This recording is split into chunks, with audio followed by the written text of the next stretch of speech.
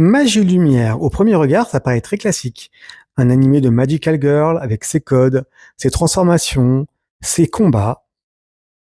Mais en réalité, ce n'est pas aussi simple. Parce que Magie Lumière propose une idée intéressante. Transformer la magie en travail. Ici, être une Magical Girl, c'est un métier. Avec des missions, des contraintes et une vraie logique d'entreprise. Et ça change la lecture.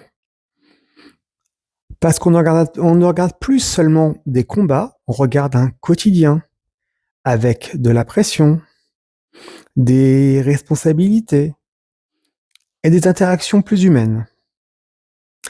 Et c'est là que l'animé fonctionne. Vraiment. Parce qu'il ne cherche pas à en faire trop.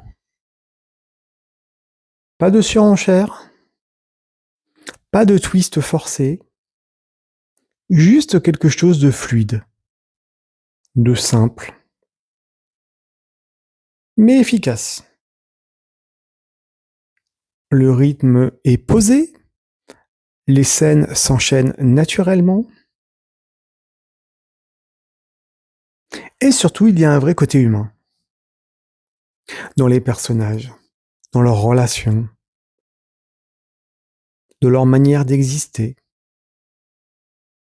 On n'est pas dans un animé spectaculaire, mais on est dans un animé cohérent. Et aujourd'hui, c'est déjà beaucoup. Parce que beaucoup d'animés essayent toujours d'impressionner, mais oublient d'être juste agréables. Magie Lumière fait l'inverse. Il ne cherche pas à marquer à tout prix. Il cherche à fonctionner. Et il y arrive.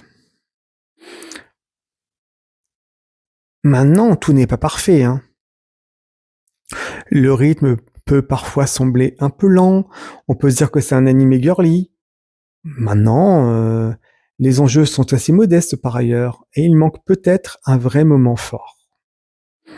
Quelque chose qui marque, vraiment. Parce qu'au final, le risque de ce type d'animé, c'est de rester agréable sans devenir mémorable. Alors la vraie question est simple. Est-ce que cet équilibre entre simplicité, humanité et efficacité suffit pour marquer sur le long terme? Ou est-ce que Magie Lumière restera simplement un bon animé, mais discret?